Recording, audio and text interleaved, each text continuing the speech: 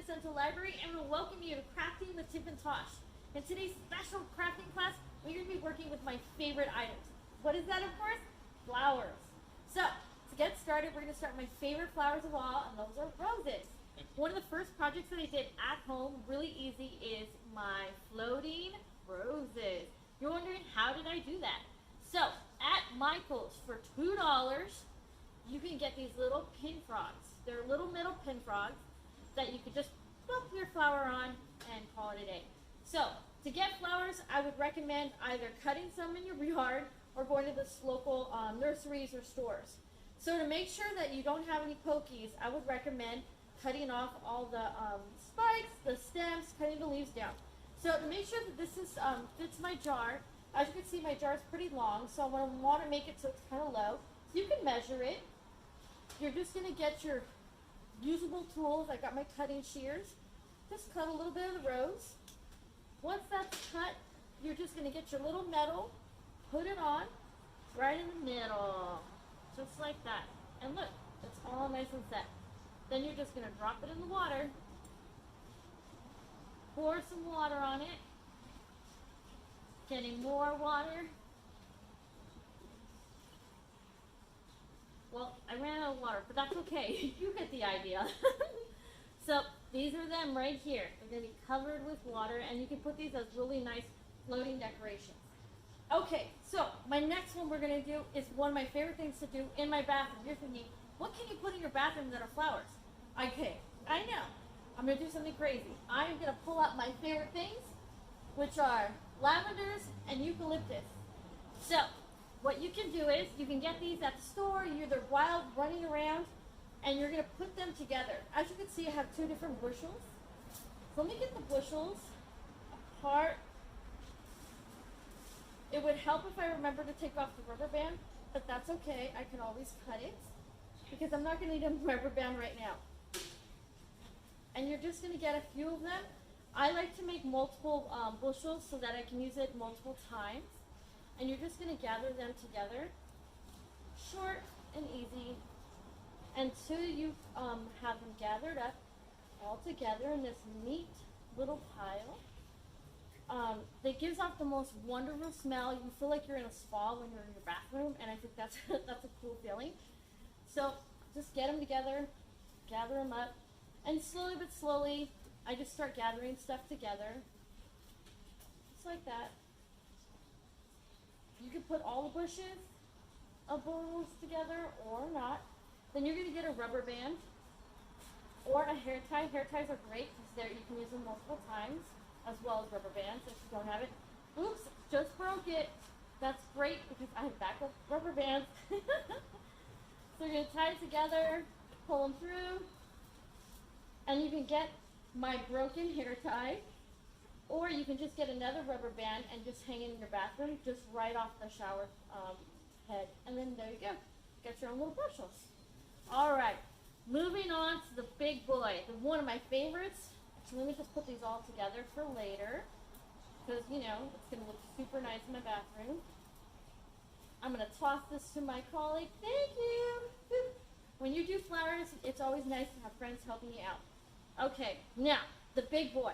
As you can see right here, you're thinking, how did I get the fruit and the flowers together? I got some easy tricks for you. Okay, so first things first. You're going to get one large can and another one, and you're going to be able to put the little one inside. So what I would recommend is you're going to get some water, and I'm going to take it for my roses right now since I'm going to fix it in a little bit. Kind of ran out of water for a second, but that's okay. You're going to dump some water in here, just like that. I do it halfway, and you're like, oh my god, this is bouncing around. It's okay. So I pre-cut some grapefruits. You can get any size that you want, and you're just going to lightly start dropping them in. And you can drop this in too. You're like, oh my god, it just flipped over. It's okay. This is part of a learning experience. So you're going to put it in, and then again, I'm going to pull some of the water out from my roses that I had from earlier. I'm just going to leave them standing here. I just want to show you how beautiful these look. That's right. Look how beautiful that looks. I'm going to add some water in here. And it's going to weigh it down just a little bit. As you can see, it's starting to fall down. Perfect. So now you're going to put your grapefruits in. Sometimes I wouldn't recommend cutting that thick of them. You can make them nice and thin or thick, depending on what you'd like to do. You're saying, why would I want to do this? Well, it's springtime, people, and who doesn't want to have some really unique looking centerpieces? And guys, this is a great gift idea for your girlfriends, your wives, anybody at all. Your moms would love something like this. So like you could see, got my nice gathered fruit. Perfect, right? Okay, so now what do I do? Well, see, I decided to pull a random flower. Look how gorgeous this thing is. I know. So I'm going to take off some of the stems because I want to add a lot more items in. And again, it doesn't have to be perfect. What matters is that you just put a lot of heart and love into it, making it. So this one is going to be for my friend Carrie's bridal shower. So I'm going to be dropping this off at her house. Okay. So the trick is, what can I do to make it look like it has a filler? What you're going to do is get yourself some baby breasts. I know, baby breasts, you're like, aren't they beautiful? You can cut them down, just like this. Just to give them a little, you know. Okay, so the trick is you cut either, tape it together, not tape it together, rubber band it together, like this, and gather it around, so that you don't have to worry about any edges. Most important thing is that you're having fun when you make it. And it doesn't have to be perfect. So just gather that up. Oh my gosh, look, the stems are a little too long. It's okay, don't panic, guys. Just do some cutting. Cut it away. OMG, look how beautiful that looks. Okay. And like I was telling you about earlier, your best friend right now are, of course, rubber bands. Rubber bands or hair ties. Either or, they work. And you're just going to throw it inside. And voila, you have a fruit-covered, beautifully decorated flower. Okay, you're wondering now, what do I do to keep it surviving? Look at these little packets. Did you know you can get these little packets free at any market? That's what I did. So I'm just going to get my little packets, cut it open, throw it in. I would also recommend, you know what, every day, why not adding a little bit of fresh water each time and it'll last. This guy is 4 days old. 4 days old, guys. So I'm just saying, look how beautiful that looks. And again, you could buy any flower possible. I have this big boy here, and I could have just put some little red ones, but since I have a lot of great colored looking items, I decided to change it up and just do that. So what am I going to do with these later? I'm going to use these and hang them upside down or add them to my roses, whatever I'd like to do. I want to thank you for showing up today, and we'll see you next time. I can't wait for you to see what Tasha's got coming up next. Thank you. Weren't those arrangements beautiful? Tiff has a really great way with flowers. I'm Natasha, and I won't be using real flowers or real fresh flowers in my project today. I'll actually be using dried flowers and showing you how to save those flowers and enjoy them through the rest of the year.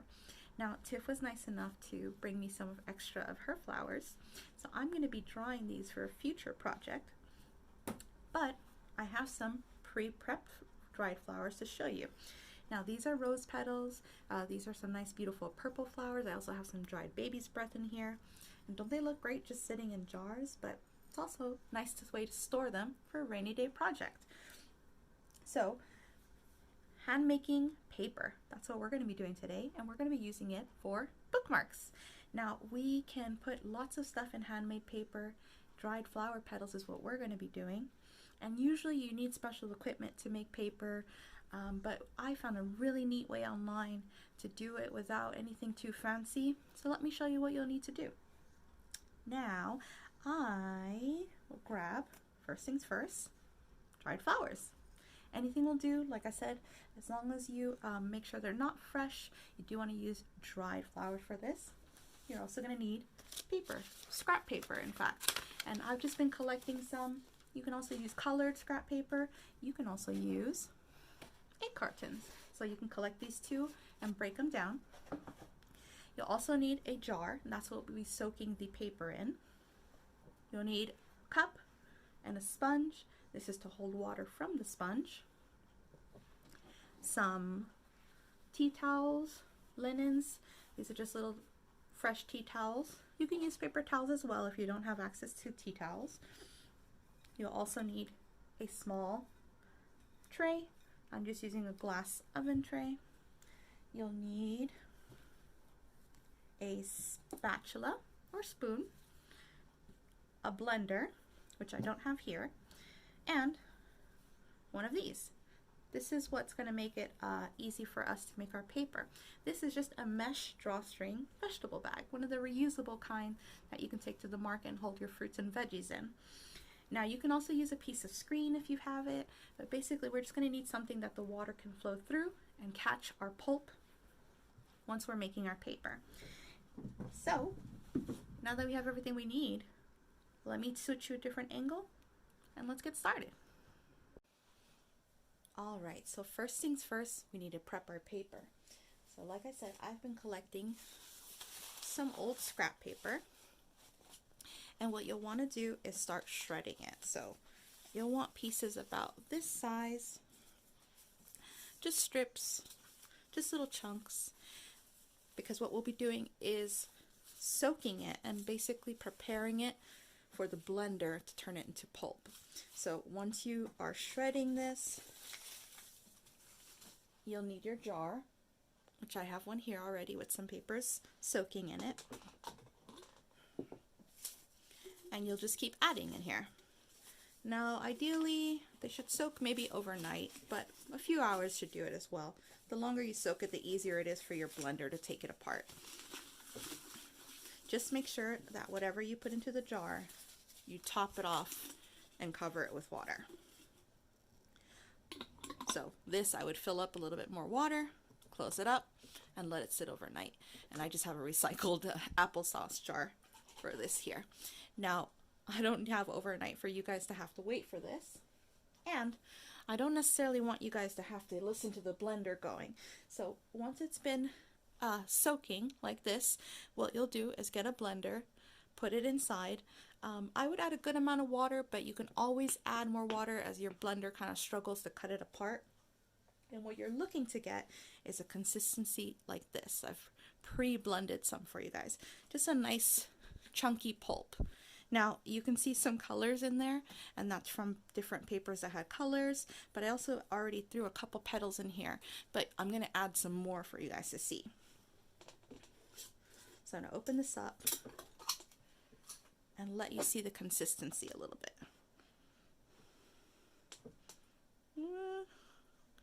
There you go. Just a nice soft pulp.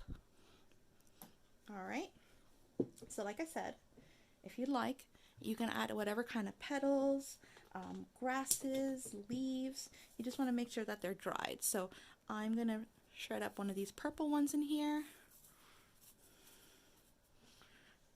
I'm going to also add some of these baby's breath. I don't want the sticks, I just want the blooms for now. I might also add some of these rose petals. And I'm just going to kind of crush and crumble these in here.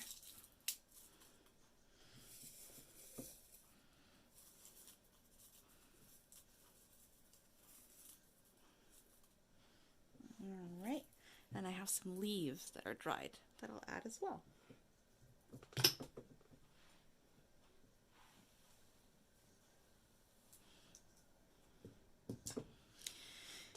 Now because my spatula is a little too small to fit in there, I'm going to try to just shake it up.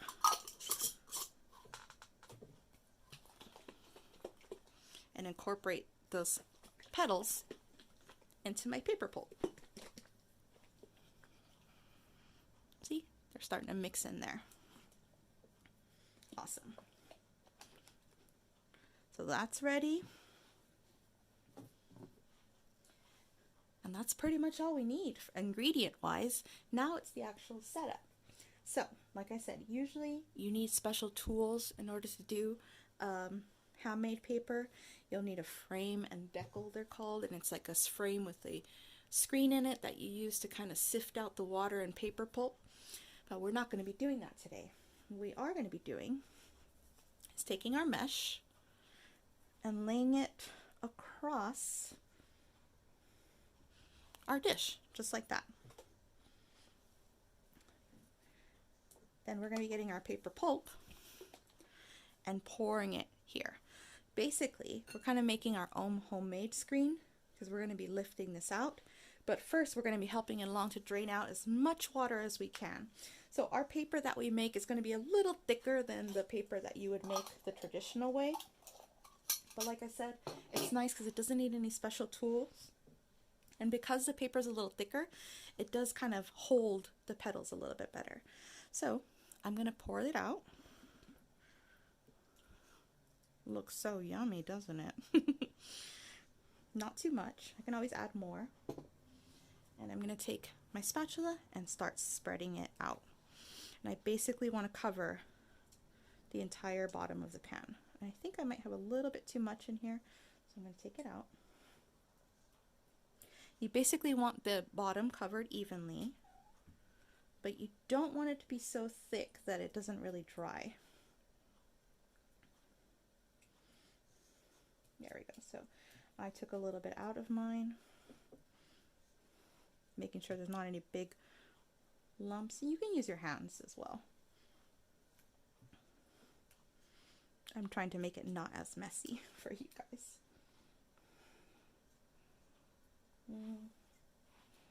There we go.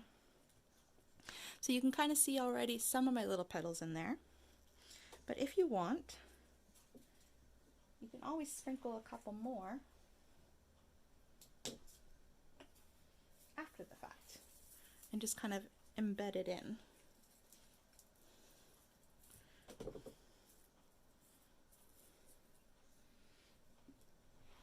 Just make sure you press it in. All right. So now we have a big, gloopy, soggy mess. What we now need to do is get out as much water as possible so we get all the paper pulp compressed and make it into paper. So what you can do is get one of your towels,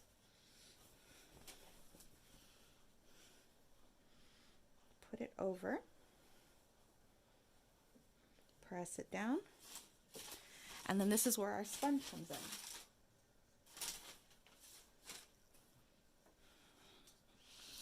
With the sponge, we're going to try to soak up as much water as we can. So I'm going to press down, really get the sponge filled up, and then empty it in my cup.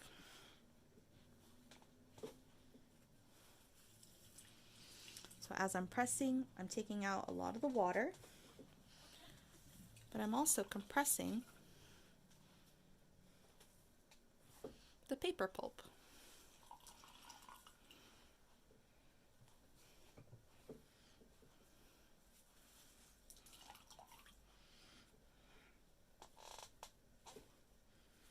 Make sure you get the edges. So turn your sponge around, really get in there. That's why I like using a little pan, because as you see, the sponge fits just about nicely edge to edge.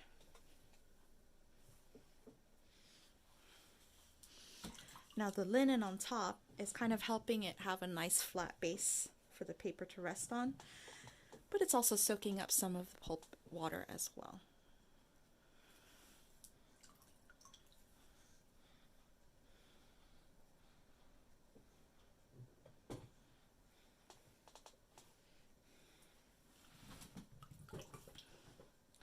So just keep pressing until you feel like you've taken out as much liquid as you can. The more, the better. I'm going to peek.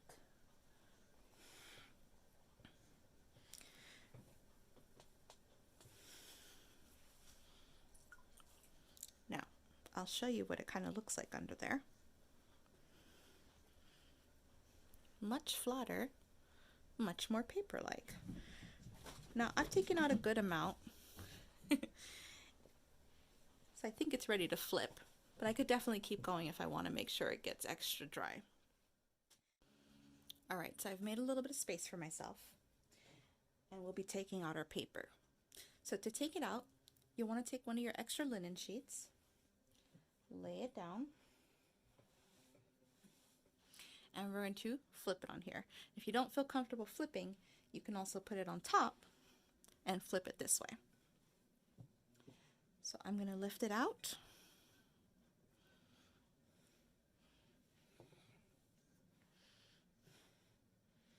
And just flip it over and peel it up. Gently, you want to make sure you don't rip it. I tore mine a little bit. There we go. Now what I like to do after that is get another one and press down. Now that it's out of the little mold, I can really get some leverage. You could even take a rolling pin and go across this, but I'm just going to use muscle. And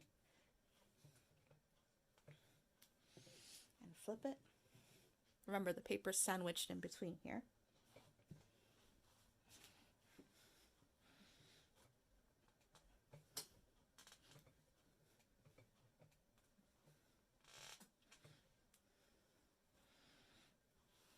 And there we go.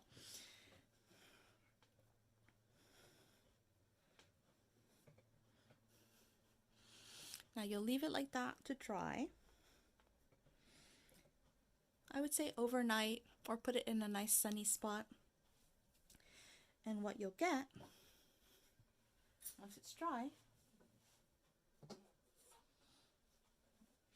is something like this. And you can see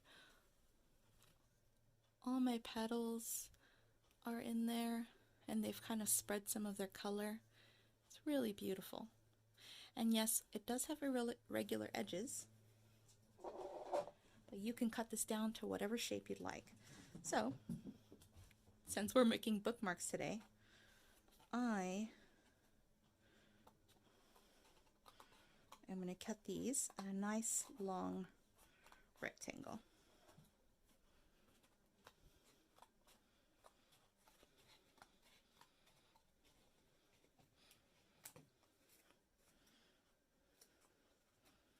Even out the edges.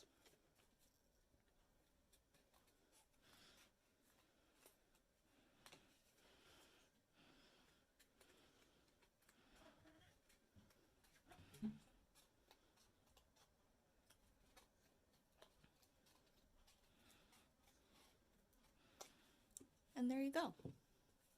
A nice bookmark. You can always punch a hole, hang a thread from it, maybe write something nice on it. But I think it looks just lovely, just like that. And look, got some extra to make another one. And what do you do with all these scraps, you might ask? Well, you can put it right back into your pulp mixture and make something else with it. It's a nice, good recycling way to use up old paper, preserve some of those spring blossoms, and enjoy them year round. I hope you guys like this project, and I hope you give it a try. You can make lots of different things with it.